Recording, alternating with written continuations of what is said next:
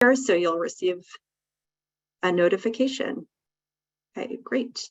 So our intention today is really twofold. The first is to share high-level information regarding flood relief and resources available to Vermont communities and farms.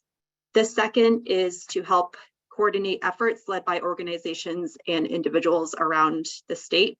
So Farm to Plate, as many of you know, and actually are pretty closely involved with, there are 20 different network groups dedicated to different areas of our state's food system. So if there are needs that arise or ideas that connect to a specific network group, we will be passing that information on to team members and leads in the hopes that there are opportunities to be of support in collaboration with Farm to Plate or partner organizations, many of whom are on today's call. So similar to COVID, this will be a reoccurring meeting for us, frequent and as long as is necessary to ensure we are doing all that we can to support Vermont's agricultural communities. So during this meeting, we will be monitoring the chat as well as taking notes. So definitely please utilize the chat as a place to share important resources, ideas, and suggestions, challenges you may be encountering in your own work or community, or any questions that arise. So we have 10 minutes today for each group of presenters, and in theory, we'll see how we go. This should leave us 20 minutes at the end for open questions and answers for attendees. So any clarifying questions before we get started? All right, great. So with that being said, our first presenter is the Vermont Agency of Agriculture, Food and Markets. So we're joined on today's call by Secretary of Agriculture Anson Tebbetts, as well as Abby Willard, the Director of the Agricultural Development Division. So I will pass it off to both of you. Well, thank you very much. Thank you, Kelly. Nice to see everybody. Thanks for all your support and help that you've already done and going to be doing over the next few weeks, months, as we try to recover from this historic flood. I think if there's one thing I would like to pass along to you is we need to get our farmers and our producers to report any damages they have. So really important, two things. So if a farm has sustained damage to crops, livestock, produce, or other farm product, please, they need to contact the Farm Services Agency, FSA, and report those losses. The other pocket, which they also should report, so if your farm sustained equipment loss, barn, or infrastructure damage, for example, if your tractor was underwater and got damaged, they need to report that through 211. So it's Vermont211.org. So that needs to be reported there. So these reporting mechanisms are critical as we need that important data, because we'll be seeking more aid from Congress in a supplemental appropriation. So I know a number of the members of the delegation are on this call, but they're going to need that information. So when Senator Welch and Senator Sanders and Representative Valent go to their colleagues and make an ask, they need some data to back that up.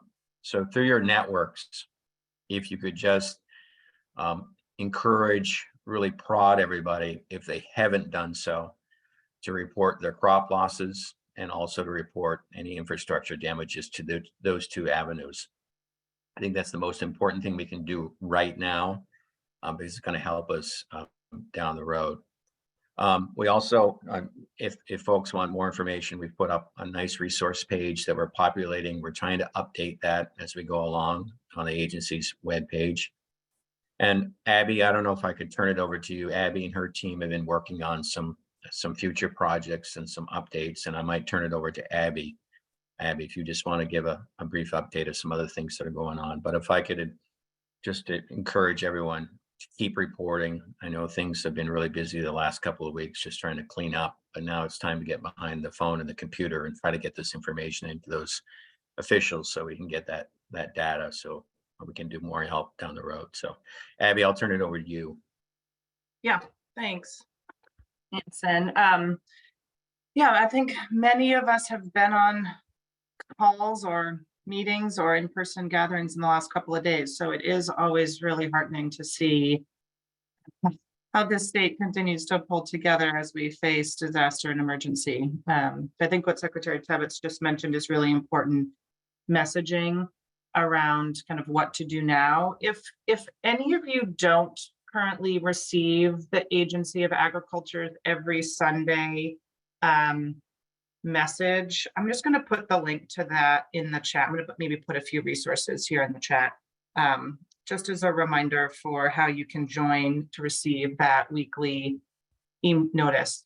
It's helpful about connecting to resources. Many of you can actually contact us and have your resources and information placed in that weekly e-newsletter.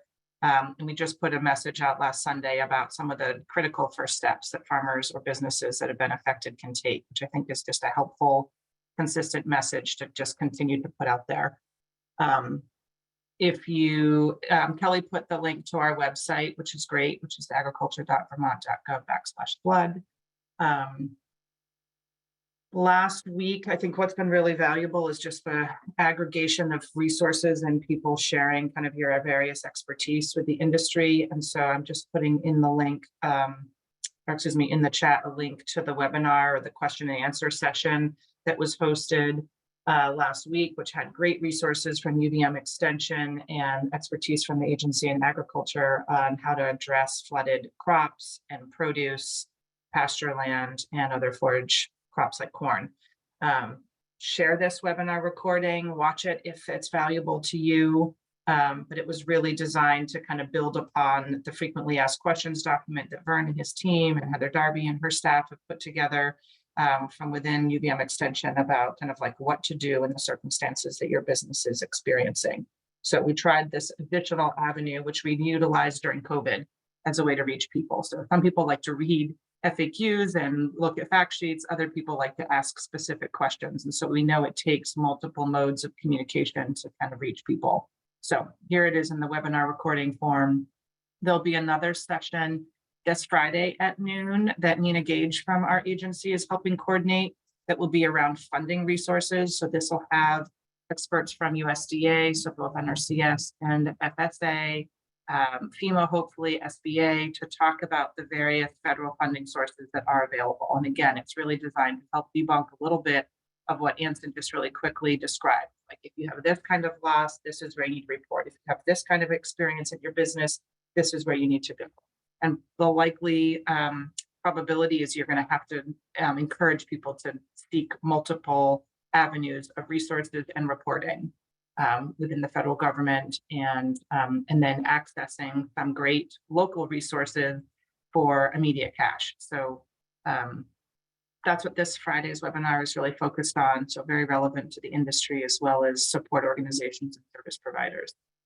I think the last two quick things I wanted to mention was that the agency has been thoughtfully putting together an impact survey, again, similar to something we did during COVID times, that includes, right now it has 19 questions for businesses and operations impacted by the flood to complete and fill out about the extent of their damage, the type of loss they experienced. And that survey is going to be announced on Sunday through our e-newsletter and live on Monday, July 31st. Our hope, and like fingers crossed, is that we can get some results in time for the congressional delegation supplemental appropriation request. It's going to take the industry a few weeks to respond to this survey. So how quickly we can get you the aggregate data that you need to be able to make this request is, again, our intent, but it felt appropriate to make sure we were connecting with partners and we're asking the right questions, raised in the right way, so that we got the data, the results that we're really looking for. So again, that survey will be launched on Monday. And then, recognizing that what to do in your fields and what to do with your crop and what to do with edible produce is also coupled with what are we going to do around feed shortages or kind of poor quality feed concerns for this growing season. So that's the next and last kind of update that I wanted to offer, which is that the agency is working to prepare a feed directory to sort of help serve in a matchmaking role around where there's feed available and where there's feed shortages and needs across farms. We also heard earlier this week that a lot of that's happening organically. So when people are kind of coming together to support one another, I heard from the Conant farm that yesterday or the day before that they are being contacted by farms all across the state offering feed sources to them. So that's also just happening as a result of a thoughtful, caring state and community of ag producers that want to help one another. But for what additional value that will provide, the agency will hopefully soon stand up that feed directory to make it kind of coordinated in one location. So I think that's the majority of what we wanted to share from the Agency of Agriculture's perspective. Is anyone from Commerce on? Does it make sense for us to speak to that one state funding source, or is Yeah, I was going to mention that. Yeah. Just a quick update on those who have not heard. The Commerce Agency has announced a $20 million granting program. So this is grants. This is not loans. The details of that will be announced on Thursday. Agriculture will be eligible. We have a seat at the table with that, and we will be reviewing some of those applications that are in our pocket. We know that's not going to be enough money, but it's the start. And so that $20 million program right now is scheduled to be released, and the details of that on Thursday, probably around 11 o'clock. The governor has a schedule of Tuesday, Thursday now for announcing issues related to the flood, and you can watch those live on many media platforms and social media if you want to get the earliest details on those. But right now, that program should be announced probably on Thursday. Yeah, and we'll share any details that maybe are not included in that the governor's press conference as quickly as we can around when the program opens and what the cap amounts are, what are the eligible uses, all those sort of details as Commerce stands up this business emergency gap assistance program. And it's great to know that ag will be part of the process or have a seat at the table, and that agricultural businesses impacted by the flood are eligible. I think that's it from us, Kelly, unless there's questions for the future. Great. Well, thank you so much. I really appreciate the update and your time. And we definitely will have some time at the end for questions as well. So if anything comes up, we can also circle back. So the next group of presenters is staff from Vermont's federal delegation, including the offices of Senator Sanders, Senator Welch, and Representative Balint.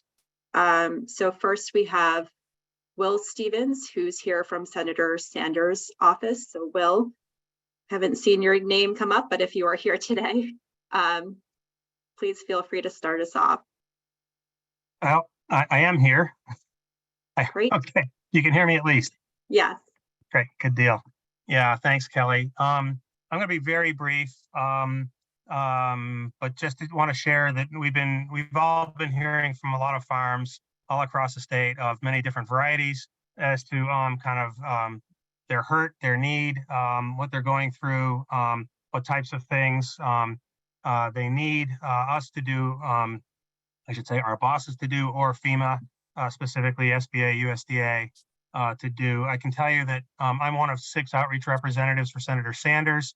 I happen to cover agriculture and small business, and so I've been kind of up to my ears in learning about USDA programs and SBA programs. But I'm going to leave that to my friends and colleagues over on the Welch side to get into because they're even more immersed than I am. So I just do want to mention that tomorrow there is going to be a telephone town hall on the flood disaster. Bernie and Peter and Becca will be there, along with a panel of state and administration experts. It's at 7:30. And I know from our side, you could access it on the Senator's Facebook page, which you can link to at Bernie's or sanders.senate.gov. I can put that link in the chat. So I'm going to pass it off to Ryan and or Daryl and or Michelle over at Senator Welch's team. Thank you. Hello, folks.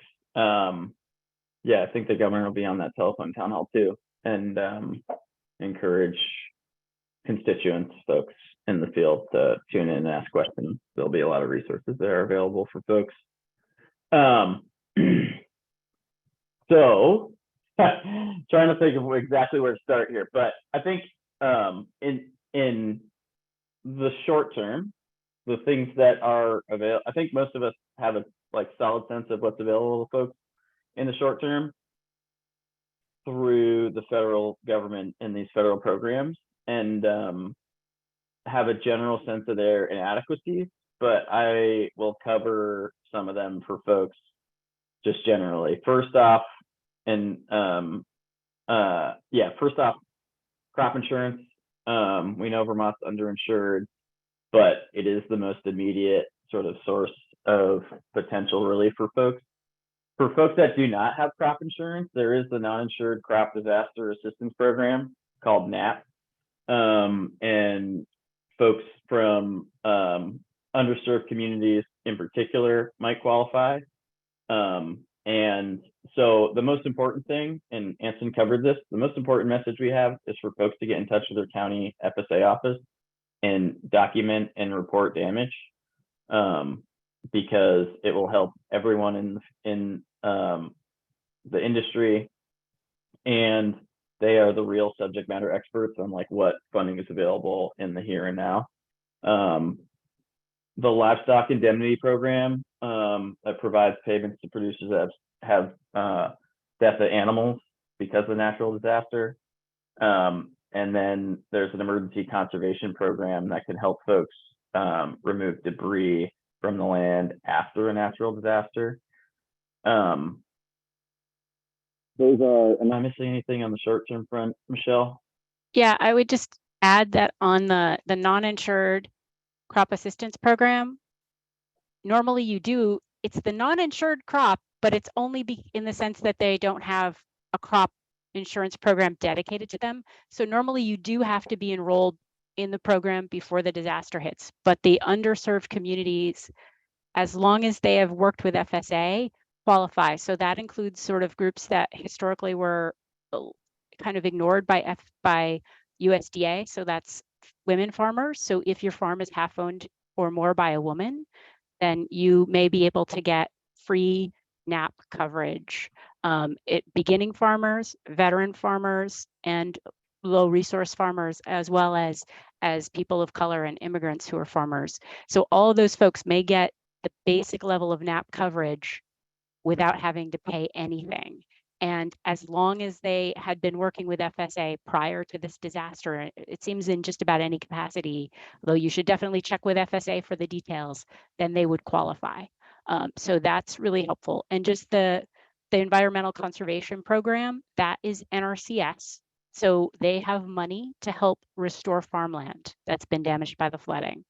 And the other program is that they also have EQIP waivers in emergencies so that they can get EQIP money out the door to help folks whose infrastructure may have been damaged much more quickly than normal. So folks should definitely check with NRCS and FSA. And as everyone said, we need folks to report to FSA. Yeah, and I'll just flag that it's in the chat as well.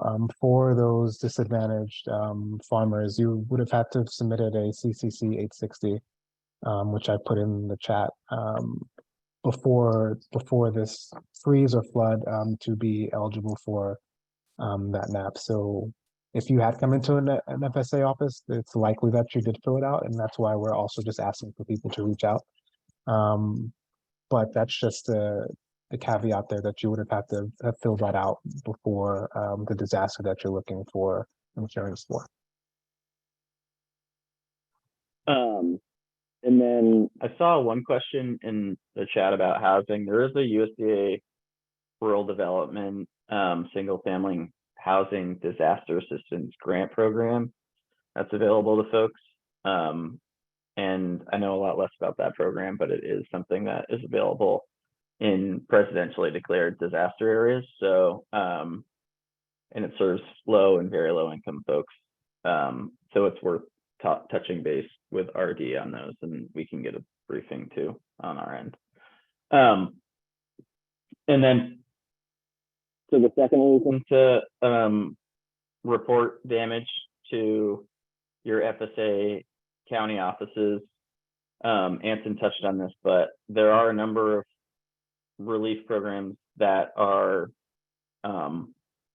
medium to long-term recovery, disaster recovery programs through USDA that are potentially more appropriate and would better serve Vermont farms. That could include taking of things like revenue instead of acreage. And we are working on a potential supplemental appropriations package, a request for supplemental appropriation that would include those things. But step one in that is really, to Anson's point and Abby's point, getting some sort of understanding of the impact of these floods broadly on Vermont, so we can make a request for funding that's based in data and the real information on the ground. So we're working through those programs now and what that will be. But step one is articulating the need in Vermont as best we possibly can and with as much accuracy as we can over the course of the next month or so. And so would just encourage folks, as frustrating as it can be in the middle of this disaster response, to work as hard as we can to gather the information that FSA needs to both get a secretarial disaster declaration, which can't hurt at all, and also give us some information about the need on the ground so we can advocate for these programs. Is there anything you want to add to that, Michelle and Daryl? There was just a question in the chat about, is there any way farmers can be retroactively declared enroll in NAP, given the scope of the loss across farms that could have been enrolled for free had they known? And I don't think you can enroll, but if you were previously working with FSA, if you've had other FSA programs that you've accessed, for example, during COVID, then you may be essentially enrolled without knowing it. So it's good to check, but if you haven't ever worked with FSA and you're a beginning farmer and you've never worked with FSA and you could have had this insurance before the flood hit, but you didn't, then my understanding is that in that case, it's a no. But if you've ever worked with FSA, definitely check with them, because it may be possible if you've had contact with FSA, even if you never specifically talked about NAP with them. That's what we've heard from FSA. I think that's accurate, Daryl. Great. And then I think, yeah, just there are two specific programs I think worth mentioning here. Is one, emergency relief program through USDA, which currently exists, but will need a supplemental appropriation and is potentially useful for folks, will be useful for folks, again, in the medium to longer term. And then through HUD, there is a community development block grant disaster relief program that was, Lawrence is nodding his head. So I think from what we've heard was quite useful post Irene, and it's something that we are certainly interested in supporting in any supplemental appropriation. It's very flexible. If anyone's dealt with CDBG grants, it's a pretty flexible pot of money, and could be useful as we rebuild. And I'll stop there. Thank you, Ryan. And I see there's a question from Maddie Kepner, so we'll take Maddie's question and then transition to Representative Bullen's staff. So Maddie, go ahead. Thanks, Kelly. Sorry, I would type in the chat. I'm driving. Just in terms of reporting losses, I'm wanting a little bit of clarity on whether we're concerned about any counties that may not meet that 30% crop loss threshold, and whether we should be encouraging producers who may be more inundated by flooding to meet crop loss just because of excessive moisture. As we know, it's based on a lot of farms too, and whether that can help us make sure that we meet those. Thanks. Are you all able to, to hear Maddie? I didn't quite get all of that. No. Maddie, you're breaking up a bit, but if you get to a place where you're able to join and put that question in the chat, then maybe we could take it via there. If that works. I think Grace might be able to ask the question. Go ahead, Grace. Okay. Yeah, I think I can. Can you hear me okay?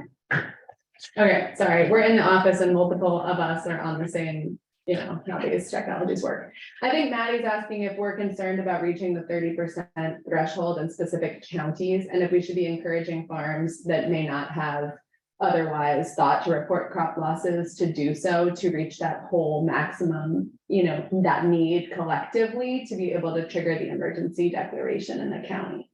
Yes. Yes, absolutely. We were all, the delegation staff was just discussing this, and we know a lot of people are having losses that weren't flooded, but they're just, their fields are inundated and crops are dying in the fields because there's just too much water. So definitely report all of those losses, because any counties that we can get declared for as an ag disaster can reach that 30% threshold, get an ag disaster declaration. Those will be counties that'll be eligible. Those farmers will be eligible for additional assistance if we're successful in getting this emergency relief program as part of the supplemental disaster bill. So absolutely, everyone should be reporting everything. Great, glad we were able to get that question in. So now we have Morgan Nichols and Thomas Renner from Representative Bullen's office. Pass it off to you. Hey, Thomas Renner here with Congresswoman Balance office. I'm not going to take up everybody's time and repeat everything that my colleagues with Senator Welch's office just said. All I will do is just, you know, for the fourth time, I think, just reiterate documentation and reporting to FSA is really, really crucial here. Thanks for your time, everyone. Can I just just want to end with the acknowledgement of how frustrating that is. Another one, we get it, and it will be really, really, really important. And so it's I'm sorry on behalf of the federal government. It is not ideal. It's not ideal. These programs aren't ideal for Vermont farms. We know that, and that is we can't do that, change that tomorrow. But we hear everyone, and we have certainly heard about it from folks on the ground now and the distress there. And we just need to get the data so we can actually do that work with armed with good information and sell it. So thank you. And Kelly, can I just really quickly, I just want to add, everyone's sort of talking about the documentation piece, which is obviously step 2 in the process of whatever this marathon is going to be. I just want to share that all 3 of our offices are coordinating from a constituent services standpoint as well. So as you're having issues, you've submitted an application and something seems to be hung up and you can't break down those barriers, please be in touch with any one of our offices so that we can work those cases for you. And again, we are coordinating. So, whoever you're able to get in touch with first will take your case and try to work through it with you. So I just want to make sure that everyone was aware of that. And we'll put our contacts in the chat as well. Great, thank you so much, Morgan. So next we have an update from UVM Extension's Director Roy Beckford regarding the work of service providers throughout the state. So I will pass it off to you, Roy. All right, thank you so much. It's great to see everybody on the call this afternoon. Let me also acknowledge some of my colleagues. I think I saw Mark Canella. I think I saw Chris Callahan and Vern Grubinger. So I'm sure I'm going to have gaps in the things I'm going to talk about. So I'm going to call on them to fill any of those areas that as they see fit. Hopefully I won't talk for a full 10 minutes. So of course, at a personal level, I started talking to folks about disasters when when I came to Vermont in 2020, and I was told about Tropical Storm Irene, and most people thought, it was a freak storm. What ended up happening, but a few years later, we're seeing this level of flooding again, and so. We just have to take note that this can happen with increasing regularity, and that we all have a role to play in making sure that we mitigate against the issues that come up as a consequence.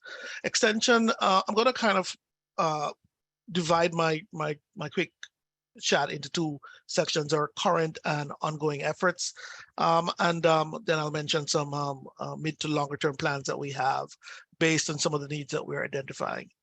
So we're involved, of course, in the damage assessments. One of the first things I spoke with Secretary Tibet's about the Saturday, when the storm actually was when the flooding was just occurring, was what should we get involved with? And he quickly, suggested that extension folk would work with their farmers and stakeholders to make sure that they're documenting, assessing the extent of the damage, including the impact on infrastructure, farmland, and livestock, and other community resources.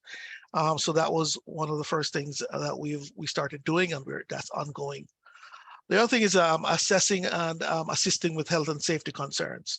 Our food safety programs within Extension have recognized that there are various health and safety concerns as a result of the flooding. Yesterday, I was with the contingent that accompanied Senator Welch to Paul Mazza's farm stand on River Road. And it was just heartbreaking to walk through those fields and look at several acres of blueberries, apples, raspberries, and other things like corn. And to imagine that you can't harvest and consume any of that stuff, because not only do you have the potential for bacterial and other kinds of problems as a consequence, but also heavy metal contamination is a part of that too. So our extension folks are at the helm of making sure that we assist with just the identification, the assistance, and potentially the mitigation against many of these issues. Directly supporting our agri farmers every day. That's what we do in and out every single day. And so we're continuing to do that, as well as providing emergency assistance and recovery support.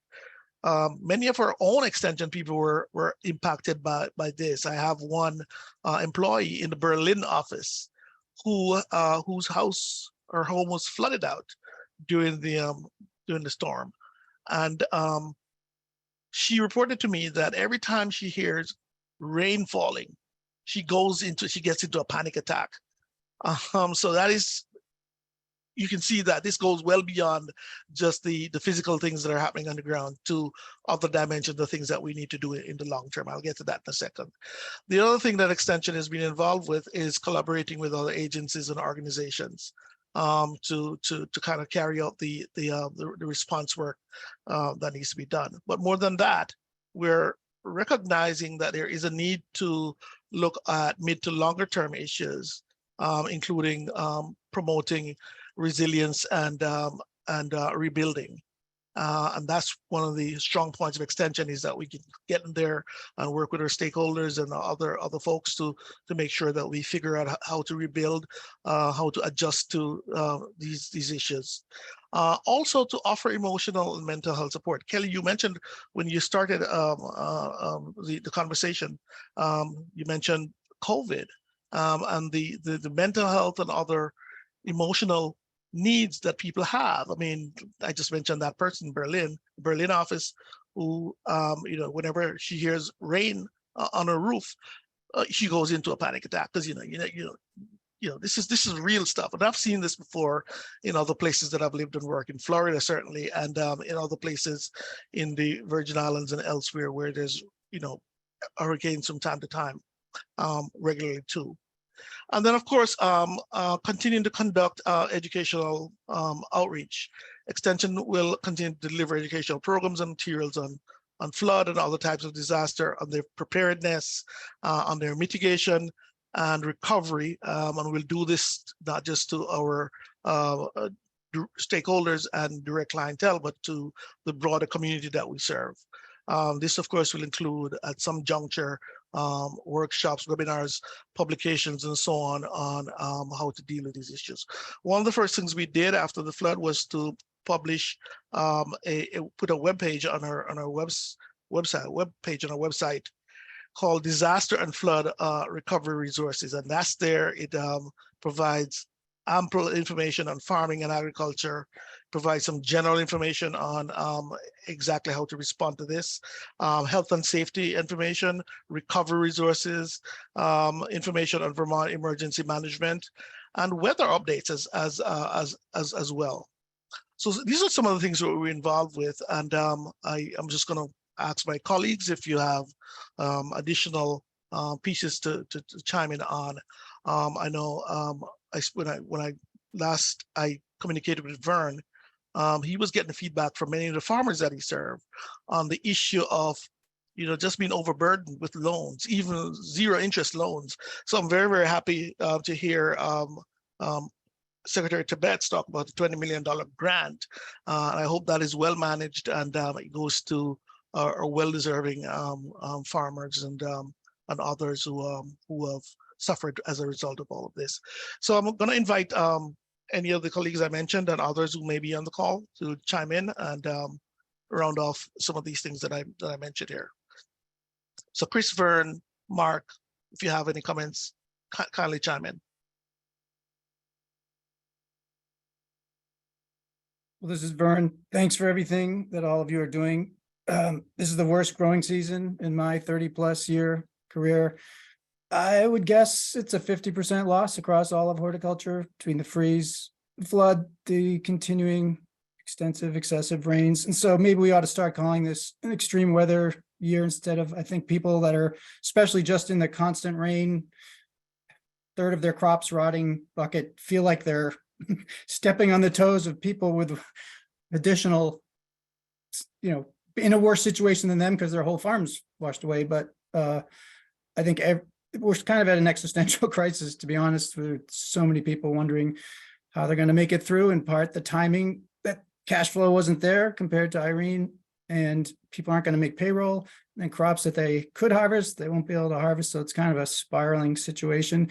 So I hope we can articulate some continuum of philanthropy early, federal funds later, give people some idea of how, whether to even engage. People are overwhelmed. It's hard to fill out a form or pick up phone. And I think it is also a challenge that we're asking several different kind of modes, telephone report, a form report. And so the more we can make it easy for people.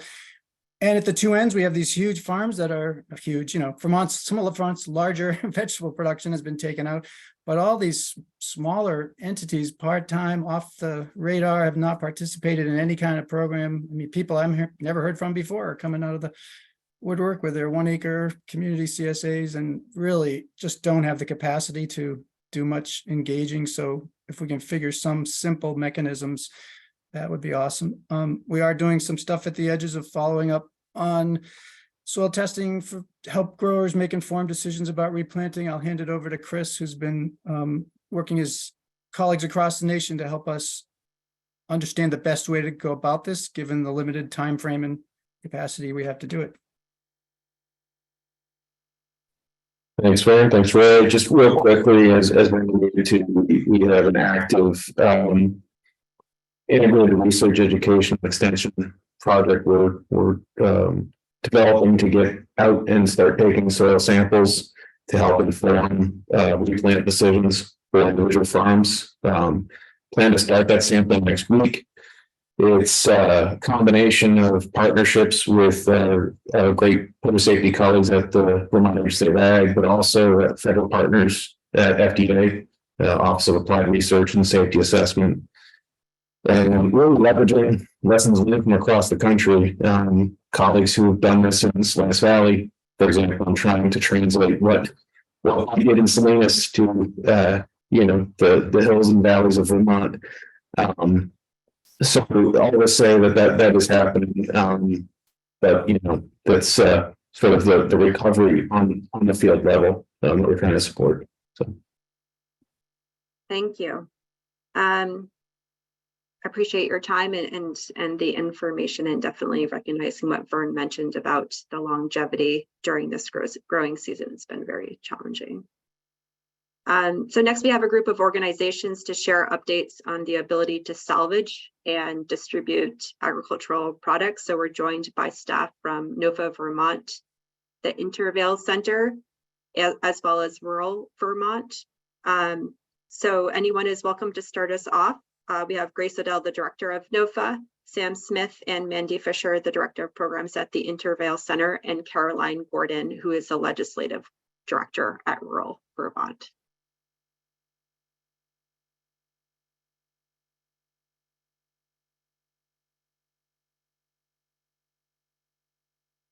I can kick us off and keep mine very brief and yield most of rural Vermont's time to NOFA Vermont and the Intervale, who are really leading the charge in terms of responsiveness here.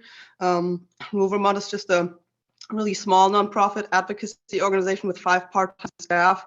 And amongst our 3 policy staff, we've lost, one of my colleagues lost housing, the other one's on parental leave. And I personally, in Tunbridge, we've been hit with a severe microburst where we lost a lot of trees this earlier, when was it, last week?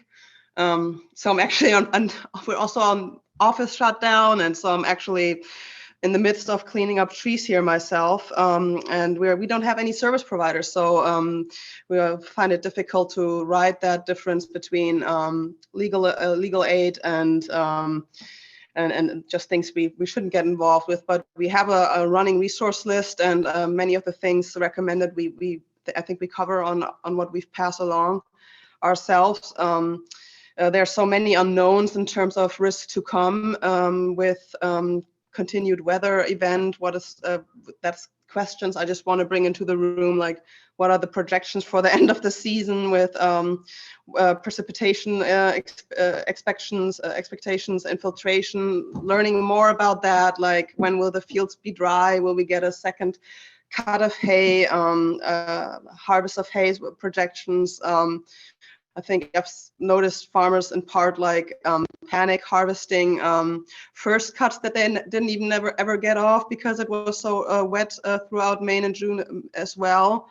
And what does that mean for soil health? Been in touch with UVM extension about that it would be really helpful to have sort of a fact sheet also about stay calm and patient. A dry weather window will come where you can get on the soil more safely without causing the compaction issues, or is it even helpful to go on the wet soil in a panic move to open up the field and have it dry out faster? That's also what I heard in part from farmers. And what about organic certification? Maybe a question for NOFA when farmers get E. coli water test results. And also in terms of the stability of our emergency response, what does it mean if we get potentially more microbursts that don't affect a broader region? And and what are insurance opportunities moving forward? I've learned about the USDA micro farm insurance, but that's also probably not a program that farmers can enroll in later after the fact with their tax returns. So those are just things we're chewing on. So thank you all for the updates, and I'll pass along as good as I can while we're here in office shutdown and minimum capacity right now. Thank you all. I can go next. Sam Smith, Intervale Center.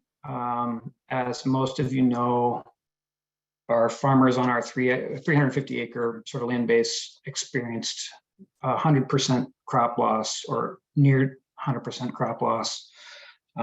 We've collected pretty much all the data we can from them. We're looking at about 1.2 million in crop losses between the commercial growers and the new farms for new Americans, which are more of subsistence or community level growers. And then we also had the community gardens, which were completely wiped out. So we definitely have some non-financially quantifiable food security issues related to the loss of food within the Intervale. We also had about 250,000 in infrastructure damage just to our campus overall. the community response has been phenomenal. The farms had their own GoFundMe campaigns, and then we have a recovery fund, which I'll touch on a little bit later. But overall, you know, I would say things felt catastrophic, and now they feel a little bit less so, and it's more of a recovery and a great sort of volunteer response that I think we're seeing across the state for other flood efforts. So it's something to really be heartened by. We still have our business planning services that are available to folks, and we can, you know, if someone needs help going through forms, I anticipate a real sort of jump in the need for those services, both from us and across the Farm Viability Program network over the coming months, as people really start to internalize the fact that these climate events are really more of the new norm. And I totally agree with Vern and Carolyn that we're, you know, this growing season is a real challenge for everybody out there. And the flood event is, you know, catalyzing and very apparent but is not the reality for the majority of the producers that we're working with. And the reality is that they're suffering crop losses and have mental health concerns and financial concerns that are very real and may not be quantifiable within this disaster response. So I think anything we can do as a community to support that and help develop out programming or just share in our understanding of that with the greater community, that's something we can do. I am just going to talk about the recovery fund because we're supposed to touch on that later, but this is to expedite the process. We're at, I think we've raised about $130,000 right now, and that we're starting to send that out to our farms. It is distinct to the farms within the Intervale.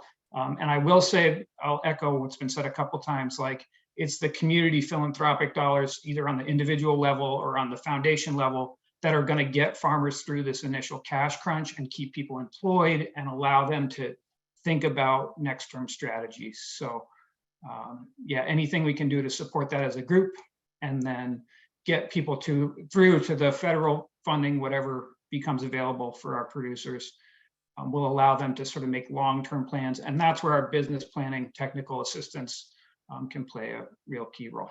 So that's what I've got. Thanks, Sam. Grace, do you want to jump in? Yeah, I can jump in. Thanks, everyone, and echoing the gratitude for both all the folks working at the federal level to make these cumbersome processes and systems work for Vermont's producers, and also for the community response. That really feels heartening, super heartening, and resilient in community is really real. We have done over 100 intake forms with extremely affected farms. So we're serving farms all around the state. And we're serving farms, both certified organic farms and non-certified farms. And not all of those farms experienced 100% loss, but a lot of them experienced 100% loss. Some of them experienced partial losses. And then there's a lot of farms, as I mentioned in the chat, we're hearing from, who just are struggling with ongoing, extremely difficult, persistently, challenging wet weather. We're hearing a lot of concern about hay and being able to have enough forage in the remainder of the season. We're hearing a lot of questions about soil testing and what happens if people do get soil test results back that do reveal issues. What is the plan around that? What is the support plan around that? And they're currently not required, I don't believe. And so there's some question just about how that's going to be handled. There are also concerns just about nutrient management. A lot of farms have never had to manage this much water, and it's really challenging to grow anything. So just generally echoing what Vern said, it's a very challenging season. And there's like the short, mid, and long-term planning that we will need to do. We also administer a lot of food security programs, and this has raised concerns around food security through farm share and other subsidized CSA and direct to consumer models where folks, limited income Vermonters were counting on this food. And we're also working to figure out how to rehome those participants, find them new CSAs or reimburse them, and work with farms so that farms aren't penalized. So there's a lot of layers here. There's a lot of concerns around workers, and a lot of our farms who we're hearing from directly, at least, are concerned that they won't be eligible for much funding, or that the funding sources won't be really significant. So we've been really focusing on philanthropic fundraising. I'm really heartened to hear that there is the state fund. I know Abby mentioned like there's a sense that they will likely go quickly, the 20 million, but 20 million that is made available through the state is more than we had, and really, really hoping that that is flexible and goes to farmers. That's good news. We initially set a goal of raising $500,000, given that we have 100 farms we've done intake forms for, and we make $5,000 grants. We have reached that initial goal of fundraising, and we plan to we anticipate giving out at least 100 grants, given the intake that we've done. If it doesn't all go out, like if we don't have 100 farms apply, we will give larger grants with that pool of money, and we're continuing to raise money for it. I mean, to give you a sense of some of the losses that we're reading, Sam sort of helped illuminate this by what he was saying, but just reading down my list, it's like I'm anticipating $500,000 of loss, $350,000 of loss. I don't think I'll get back $250,000 of loss. So $5,000 is really, we see as like a week to figure out your plan, not a plan. So just to be clear about that, people could use more support, but that's kind of where we're at. And we're incredibly heartened and grateful for the community support and everyone working together. Our federal delegation, the agency, and the community together is really super strong. And it's really challenging, and the rebuild is a really big question also that looms once we get through this initial period of just emergency response. So I think a big question about sort of resilience planning, climate planning, that seriously takes on how is agriculture centered as a mitigation strategy, and how does it have its own flexibility and mitigation built in, is a question that comes up in almost every conversation we're having with farmers right now. So grateful to be on this team of folks working. And I think I covered the questions I've been hearing. And thank you so much, Grace.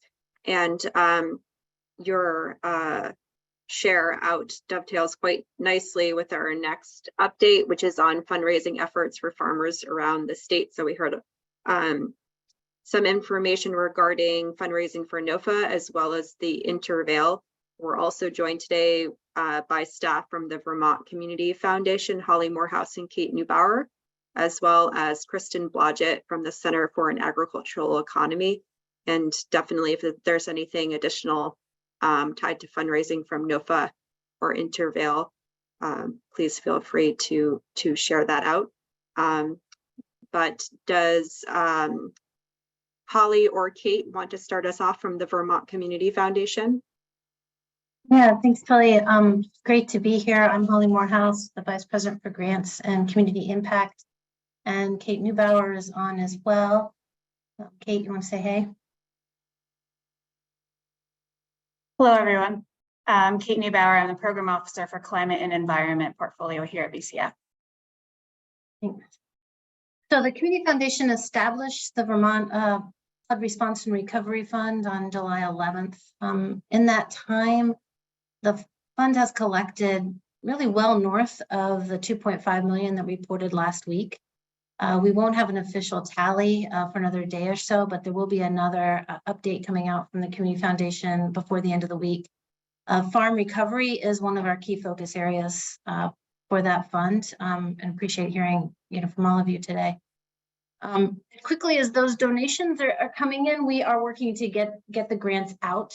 Between this week and last week, we've made grants for over $1 million across the first two rounds, including to a number of partners on this call in support of farmer relief. Those first rounds that we're focused on right now are really on immediate relief and response. However, you know, really high on our radar is the goal to move more grant funding in the next, few coming weeks towards supporting farmers. You know, we recognize that our scale is just a fraction of what, you know, state or federal, you know, dollars can put out, or the new program that ACCD is doing. So we want to make sure that we're working alongside those programs, as well as the processes that, you know, partners on this call already have in place. You know, our goal is to focus on the unmet needs, the quick needs that many of you have named, and really moving into those spaces where private philanthropy can be the most helpful. So we will be convening partners, reaching out, and trying to move that quickly, and in alignment with what you're seeing and what you're hearing. So appreciate you continuing to share that knowledge. Kate is going to pop her email into the chat. She is a great contact, you know, about what you're seeing across the state. We do need to get the dollars out statewide as well, and appreciate, you know, hearing from all of you today. Thank you, Holly and Kate. Kristen Blodgett is here as well from the Center for an Agricultural Economy. Are you able to share? Yeah, thanks, Kelly. I'm Kristen. I'm the manager for the Vermont Farm Fund at the Center for an Agricultural Economy, and I saw a couple other colleagues of mine on this call as well, I think. So I think a lot of you are familiar in some form with the Farm Fund, but for those folks who aren't, it's a nonprofit revolving loan fund that's a program of the Center for an Agricultural Economy. And after Irene, we started an emergency loan fund. And in addition to some of our other loan programs, that program continues today. And so at the moment, there are loans available through that fund to farmers and food producers who were impacted by the flood events. And those loans are up to $15,000 at 0% interest, and they are payable over a term of 3 years with an option to defer payments for up to 12 months. So though as a revolving loan fund, we do rely on those loan repayments getting recycled back out to other borrowers in order to sustain the fund, we are really trying to make these loans as affordable and flexible and accessible as possible to the folks who need them the most right now. So in the last week, the advisory board has approved $75,000 in emergency loans. And we have about that same amount in applications that are still in process this week. So I'm guessing that around this time next week, we'll have deployed about $150,000 in emergency loan funds. And that's roughly equivalent to the amount that we've raised in the last 2 weeks. The community support has been tremendous and really heartening. And we don't expect that we've seen the last of those applications. So we are still actively fundraising to make sure that we don't have to turn anyone away due to lack of funds. And the other, briefly, just the other community-focused relief efforts that are happening at CAE are to do with fundraising for grocery vouchers. So we're mobilizing $15,000 worth of grocery vouchers for hard-hit areas of the Northeast Kingdom. Food and meal vouchers are being offered at farmers markets. We're doing cleanup of our own Atkinsfield property, which was totally flooded and destroyed the community garden there. So there's compensation available for community gardeners who lost everything in their garden plots. We're doing coordination with mutual aid organizations in the region, like the food pantries and Northeast Kingdom Organizing and the Civic Standard. And then certainly there's just been a huge effort to restore the regular operations of Farm Connects, which is our delivery distribution service. They were totally grounded in Hardwick for several days due to the flood, and have since been working pretty much around the clock to get back to a regular schedule for the producers whose product we get to market. So I think that's my update, and just gratitude to all of you on this call for all of your efforts in the last couple of weeks. Thanks. Thank you, Kristen. Appreciate it. We're also joined on today's call by Liz Gleason from Vermont Housing and Conservation Board's Farm Viability Program. So I am going to pass it over to Liz to provide an update on their current work tied to flood relief. Thanks, Kelly. Yeah, I think some of what we were going to share has already been covered. The Farm and Forest Viability Program is a network of business planners who are part of other amazing organizations across the state, all of whom are on this call. So NOFA Vermont, UVM Extension, the Interval Center, Center for an Ag Economy, and Land for Good. We work with about 15 different business advisors across the state working with farmers, and yeah, seeing all the things that everyone has mentioned. I think the two specific things I wanted to add are, number one, after Irene, we pivoted and were able to do sort of intensive risk management planning, long-term flood recovery planning for people who were impacted by Irene. And we are thinking we may need to do the same thing moving forward. That would really integrate a lot of the climate planning, a lot of the financial planning, but we're still sort of in assessment mode, and a lot of exactly what our response looks like depends on what federal funding is available, and farm viability folks will also be able to help farmers draw down federal funding, especially if it ends up being fairly complex to get. A couple people have mentioned this already, but I can't stress enough the importance for that quick cash, and the ability of farmers to assess whether or not taking on emergency loan funding makes sense. In some cases it really will, and on some it'll be really hard. So we're totally available to help people assess that if they want some support around the financial planning. And yeah, I think that's all I'll add. I'm really heartened by this amazing collaborative response, and we all know there's lots more work to do. Thanks so much, Liz. Really appreciate it. So a few people today have already mentioned how much this flooding has impacted food security around our state and will continue to do so. So we are joined today by Chris Meehan, who's the Chief Community Impact Officer for Vermont Feedback and also involved in the mass feeding group. So I will pass it over to Chris. Yeah, I'll talk a little bit about the food bank and sort of overall food insecurity, and I'm hoping that Anor from Hunger Free Vermont will jump in as well. Immediately, the sort of immediate emergency response mode for feeding across the state was really with Red Cross, Salvation Army, and FEMA. And the food bank provides support in those realms. Typically, when a disaster hits, we are not on the front lines in response. We are more a recovery organization, but we do provide support to organizations like Red Cross, Salvation Army, and FEMA. And so we did that in the first several weeks of the first 2 weeks, which we're in right now, of the disaster. As we move into recovery mode, it really sort of comes more to the Vermont Food Bank and our network, and we're anticipating seeing at least 3 to 6 months of increased need as a result of this, on top of the increased need that you all already know about around food insecurity.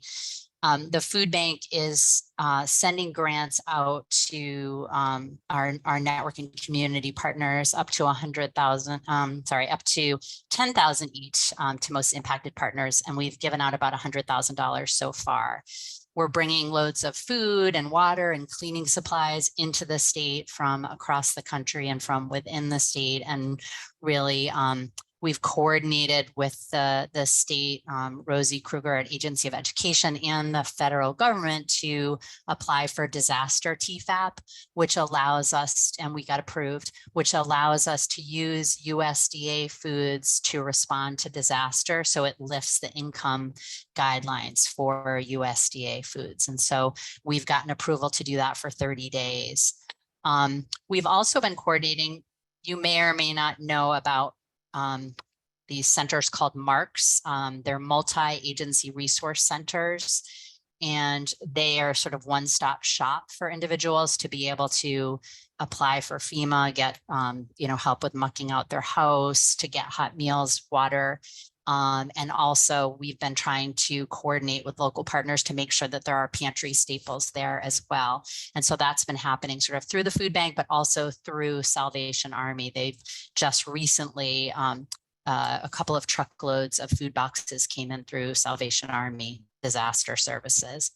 Just particular to farms, the food bank has a program called Vermonters Feeding Vermonters, where we purchase from Vermont farms, and we reached out to the 14 really large farms that we work with to sort of understand the impact on them and their ability to be able to continue to provide that food. We've provided those impacts to the Agency of Agriculture and NOFA, and also the Mass Feeding Group, just so that everyone sort of heard what we heard, and I think they're very similar responses. And then just around our partner food shelves and meal sites, we did a survey and lots of phone calling to our 220 plus network partner food shelves and meal sites to understand impacts on their buildings and also in their communities. We've heard from more than half of them, and good news, while about 85% or 90% of those reported that they didn't sustain damage, we have about 15 partners that sustained massive damage. I just want to say it's amazing to see how quickly some of them established pop-up pantries and just continued working even under such sort of devastating impacts.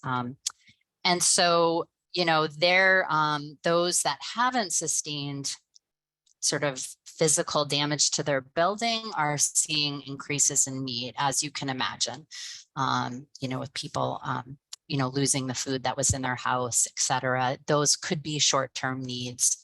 But typically, those who are already sort of on the edge of food insecurity, when something like this happens, it can take a long time to recover. There is quite a lot of coordination happening across the state with the Mass Feeding Group being stood up again after maybe only a month of a break between the pandemic and this disaster, unfortunately. And so I thought maybe Anor from Hunger Free Vermont could talk a little bit more about what's been happening with the Mass Feeding Group and 3 Squares, sort of waivers and resources in particular, and the work that Hunger Free Vermont's doing around the state to better understand the need out there. I can plug in anything else that's needed or any, answer any questions folks have as well. Are you there, Anor? Pretty sure she's on. Hi, everybody. Yay. Yeah. So,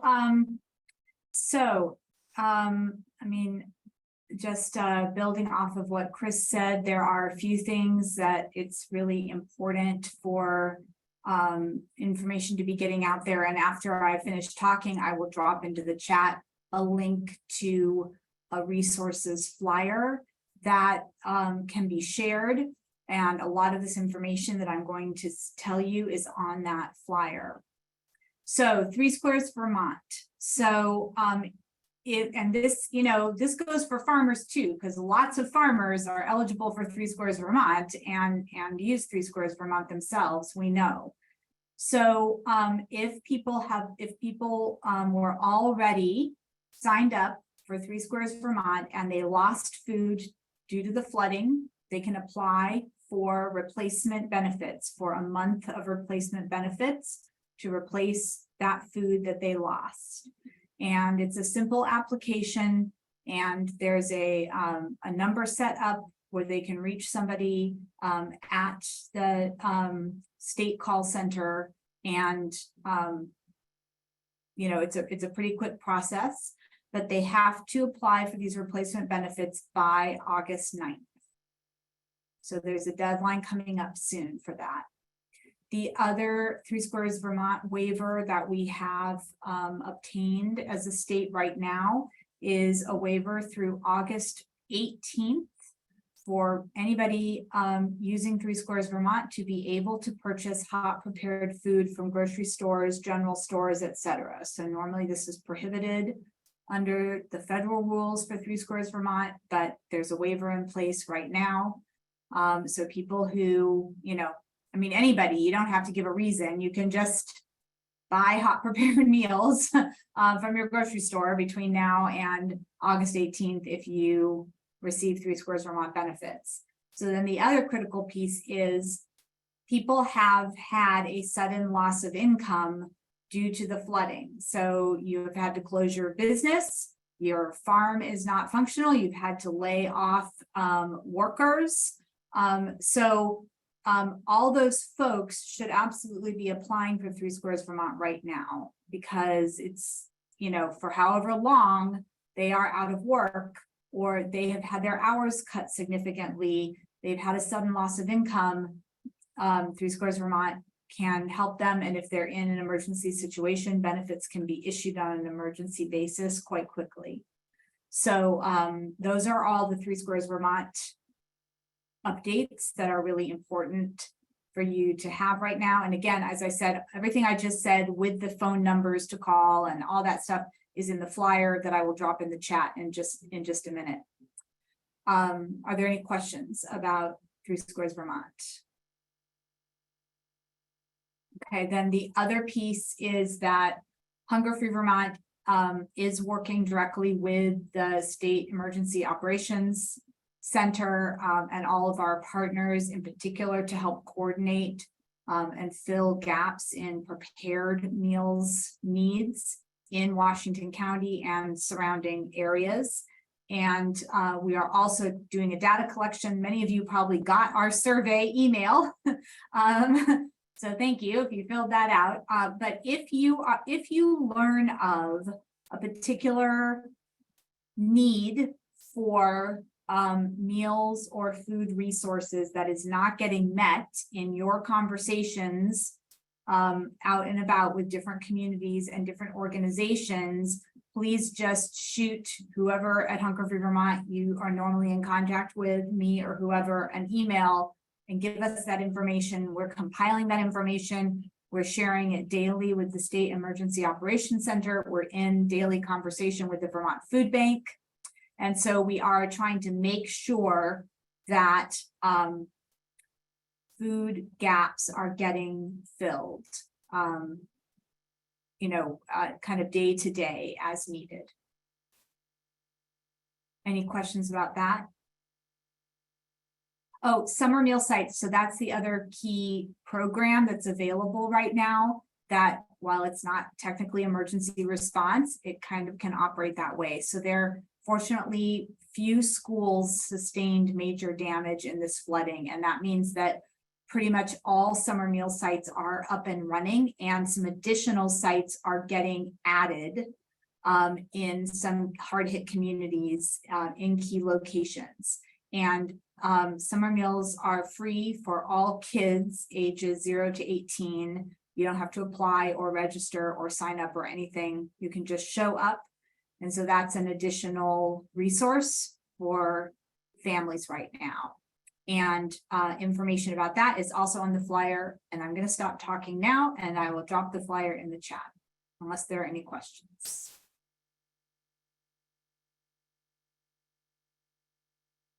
Awesome.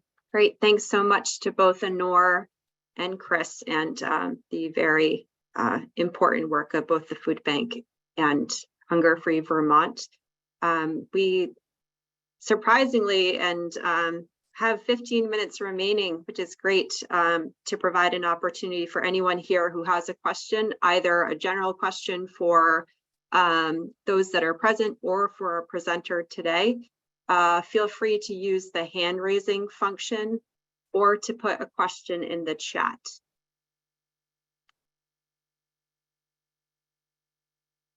Kelly, this is Ellen. I just want to see, Lawrence Miller, is there anything else that you've been paying attention to from funding streams or other resources that haven't been mentioned that you want to add?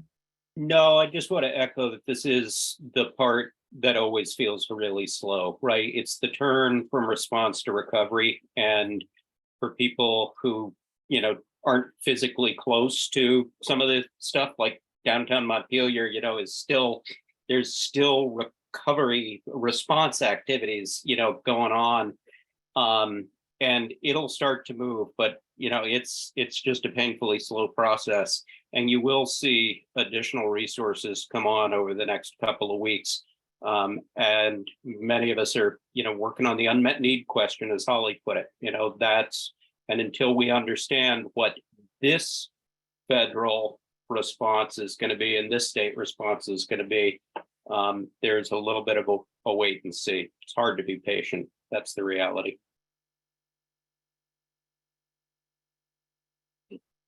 Thank you, Lawrence. Any other questions that people would like to ask? Or even suggestions or ideas that have come up in your community or organization? Kelly, we have Kelly, a question about cannabis producers in the chat and any ability to access state grant funds for cannabis producers that have been impacted. Anybody have an idea about that?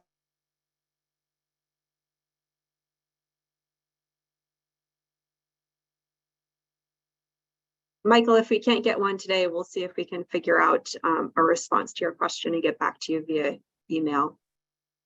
Caroline, do you have a question?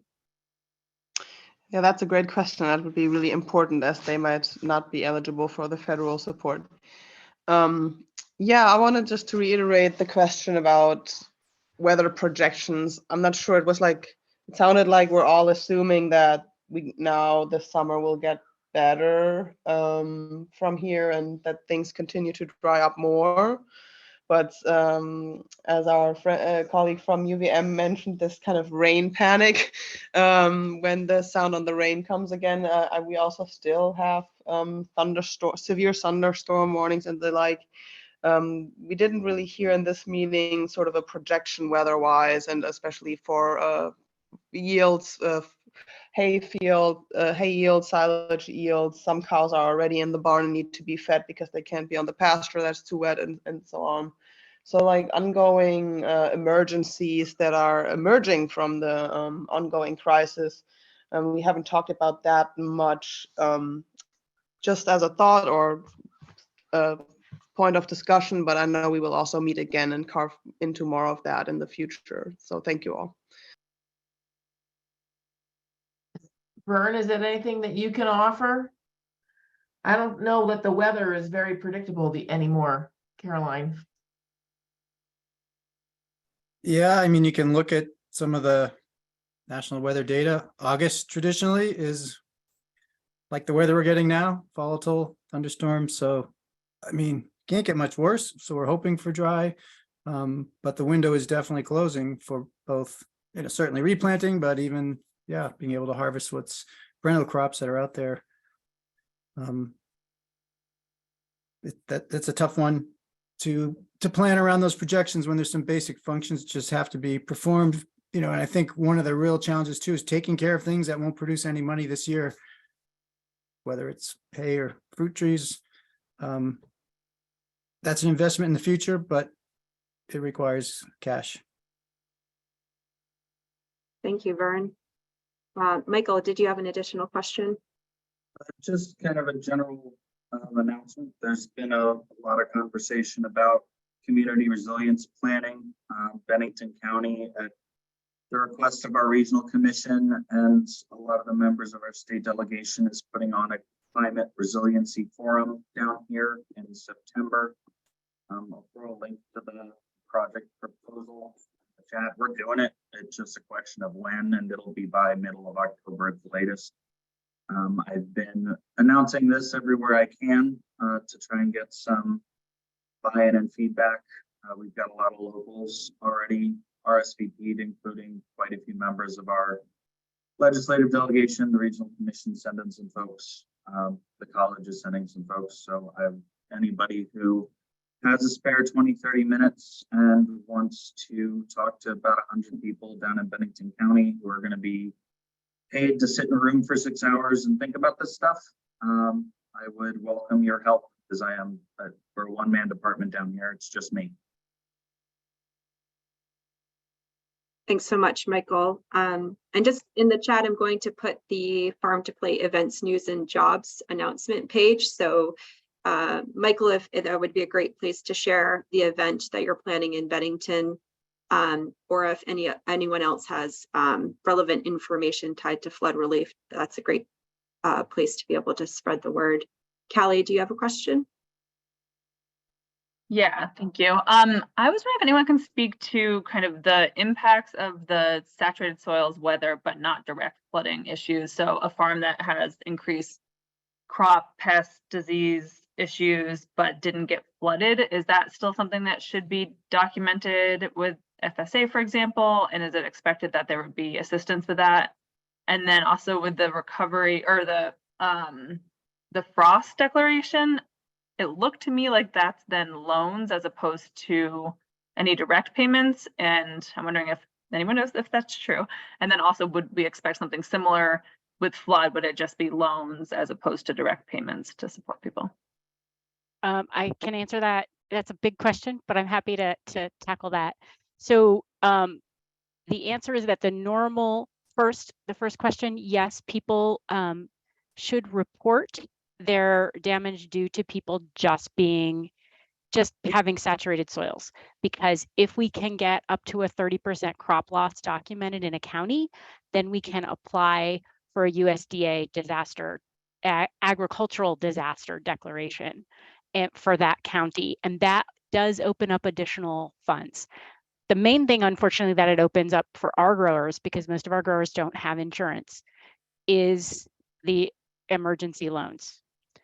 We know that's not adequate. And the other piece is, so there's emergency loans for those underserved farmers. They may be eligible for the non-insured crop assistance program, the confusingly named non-insurance crop assistance program, which you do actually have to, it is in fact an insurance program. But some of those folks may have insurance and not know it if they fall into particular categories like beginning farmers or women farmers, or veteran farmers. So they should contact their FSA office, double check, ask specifically if they are eligible to get money through the NAP program. And then there are some NRCS programs that are also open or will be opening to help people restore their fields. And there will be waivers for EQIP, which include, like, if there was damage to your manure pit, if you lost infrastructure, that is where EQIP can help. And then there is funding from the ECP for restoring farm fields. Very little of this is grants. Most of it's loans, or most of it is something that has a match. We know it's woefully inadequate. What we are working on in the medium term is getting more assistance for farmers in the supplemental disaster bill. So the Senate is currently working on that. We're working on that with other members of the Senate whose growers have also experienced a lot of loss. We're very hopeful that we're going to be able to get funding for the emergency relief program, and that will benefit farmers of all types. But it won't be coming, if we can get it through Congress, it won't come until next year. And while I'm pretty confident we could get it through the Senate, House is another kettle of fish. They're another kettle of fish. Let's leave it at that. So, and then in the very long term, we're working on strengthening and making more accessible and better functioning insurance programs for our growers. Happy to talk about that offline, but that's not something we want to get into the weeds of here. But we do need folks to report those losses of things just sitting in the field, because if we can get a disaster declaration, then that would help them. Both, it may only open up loans now, but it could open up this other assistance if we can get it through Congress. Hopefully that helps and wasn't confusing. Thanks, Michelle. I really appreciate it. Vern, did you have something to add or an Real additional quick, question? I'm just holding that CFAP 2 program as a model of, it was so straightforward. it was real money. It went out to a lot of farmers fast. And I don't know who made it happen or how it works, but I feel like we need something like that. Thank you, Vern. What We was have the somebody- program? Sorry, what was the program name you There was a referenced? Vern? pandemic relief program, CFAP, Oh, yeah. but it just paid, was like Yes. 9% of your gross income from the Yes. past 3 years. Boom, you're done. Yes. I Farmers know, couldn't I believe know. it. So whoever Yes. designed that, can we please get them to do design an Yes, emergency weather that. program? We've seen them be quick. I would say also, just to encourage folks who are just experiencing wet conditions, they are eligible for the emergency fund. And, that was a question that came in today, actually, and we had like 12 more applications come in after that clarification, just to let folks know, just wet conditions and standing water, et cetera, all eligible. So that's some quicker money. Awesome, thank you. We have time for maybe an additional 1 or 2 questions. I'm not sure how to pronounce your name, or Heracleum. Apologies, but Heracleum, if you okay. That's Mike Bald. Can I make a quick comment? Absolutely. Okay. Yeah, thank you. Heracleum, that's the Latin for giant hogweed. I manage invasive species, and I can let you know here, everyone should know that I'm still finding Japanese knotweed bursting through roadway rebuilds from Irene. So even if you did not get flooded, even if you did not get impacted that terribly, all things considered, when you bring in soil, when you bring in material to rebuild, whatever it is, a driveway, a culvert, a field, make every effort possible not to bring in Japanese knotweed, parsnip, bittersweet, because you may not see the evidence of it for another 5 years down the line. Thank you. Thank you, appreciate that. Lawrence, do you have a final question or comment? Yeah, I just have one final comment for all the service providers out there. I've dealt with a couple of people who faced this too, with we have so many of these internet lending opportunities and things, and people grabbing on to what's right in front of them, and the prepayment penalties when they go to replace it with SBA or something cheaper can just be really punitive. So I'm finding myself having to remind people I'm working with, just look at all of your options. Don't take the first 50 grand from a predatory lender that comes across your field. I keep seeing that in the last few days. So I don't know what other people are, but it's painful to watch. Yeah, absolutely. Thank you for sharing that. So just wanted to express a sincere thank you for everyone who joined our conversation today. And like Grace and others mentioned, feeling very heartened in this moment, but also that there's a lot to be done. And look forward to being able to coordinate with all of you moving forward, and being able to see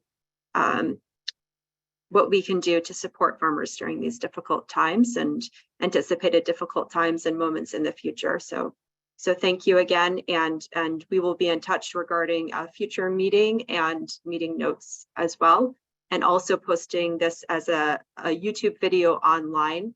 So if you have colleagues that were unable to join today, they will be able to access that. So thanks everyone. I hope you have a good, or as good as can be, rest of the day. Take care. Thank you.